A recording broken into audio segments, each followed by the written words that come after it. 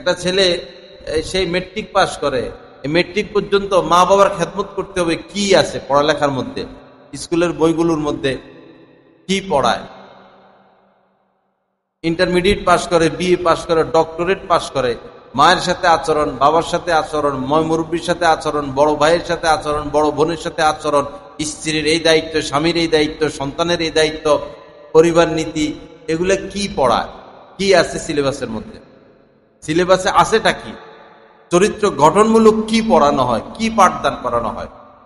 এক তো বই পুস্তকে চরিত্র গঠনমূলক বিদ্যার খুবই অভাব, আরেকটা হলো যারা পড়ায় তাদের স্বভাব চরিত্র নিয়েও প্রশ্ন।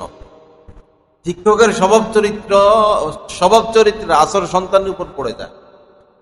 শিক্ষকের স্বভাব চরিত্রের আসর সন্তানের উপর পড়ে যায়। তো শিক্ষকদের আমল আখলাক, শিক্ষক এসে পরিচয় দেয় আমি নাস্তিক, শিক্ষক যদি পরিচয় দেয় আমি নাস্তিক, তো সে তার থেকে তো নাস্তিকতাই শিখবে। শিক্ষকই বলে যে সম্পর্ক ছাড়া এটা তো নিরানন্দ জীবন, সম্পর্ক ছাড়া ছেলে মেয়ে, মেয়ে ছেলে পরস্পর সম্পর্ক ছাড়া এটা তো কোনো জীবন না, এরকম কথাবার্তা ভার্সিটিতে বলে, বিভিন্ন জায়গায় বলে থাকে, সবাই না কেউ কেউ বলে। তো বাচ্চারা শিখবে কি তাদের থেকে? বড় মুশকিল। নিজের পায়ে নিজে কোড়াল মারলে তো আমাদেরকে আর রক্ষা করবে কে? নিজের পায়ে নিজে কোড়াল মারলে রক্ষা করবে কে? মাদ্রাসাগুলোতে পড়ায়, মাদ্রাসা এখন হাজার হাজার হয়ে গেছে, মূল থেকে সরে যাচ্ছে। মূল মাদ্রাসায় শুধু পড়াইলেই যে ছেলে ভালো হবে কোনো গ্যারান্টি নেই। পড়ানির দ্বারা দিন আসে না, পড়ানির দ্বারা দিন আসে না। দাওরা হাদিস পাস যেখান থেকে করুক, বোখারি শরীফও পড়াক, তার মধ্যে দিন আসে নাই। তো দিন আসতে হলে আল্লাহওয়ালা সোহবত লাগবে, কোন আল্লাহওয়ালা ব্যক্তির সোহবত লাগবে। কেউ মাদ্রাসায় পড়ে নাই জীবনে, কিন্তু কোন আল্লাহওয়ালা সোহবতে আসা যাওয়া করে, তার মধ্যে দিন আছে, সে সবার হক আদায় করবে। আর মাদ্রাসায় পড়ছে, পড়ায়, বড় বক্তা, বড় খতিব, কাহারও সোহবতে যায় না, তার মধ্যে দিন নেই, সে টাকা পয়সা কামানো নিয়ে ব্যস্ত থাকবে। কেউ স্কুলে পড়ে টাকা পয়সা কামানো নিয়ে ব্যস্ত, কেউ মাদ্রাসায় পড়ে এখন দিনের মাধ্যমে সে টাকা পয়সা কামায়, তার মধ্যে দিন আসে নাই, তার মধ্যে সুন্নত আসে নাই, আমল আসে নাই, আমলে জিন্দিগি আসে নাই।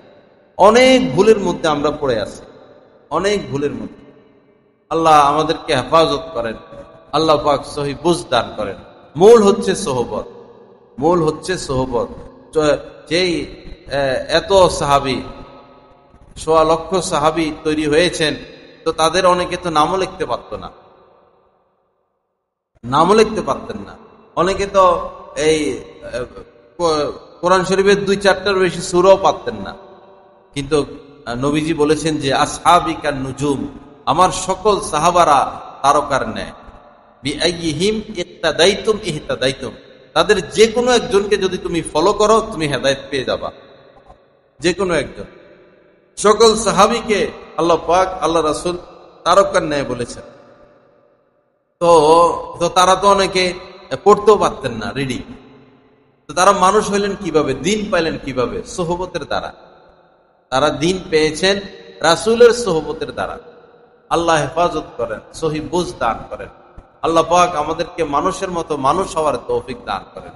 প্রথমে ভুল করে ফেললে পরে তো আর এটা ডাইশ বা ফর্মা, এটা ডাইশ ফর্মার মধ্যে যদি ভুল থাকে, ১০০টা সাবান বাইর করবেন, ১০০টা জুতা বাইর করবেন, ডাইশের মধ্যে সমস্যা, তো সব জুতা বাঁকাই হবে।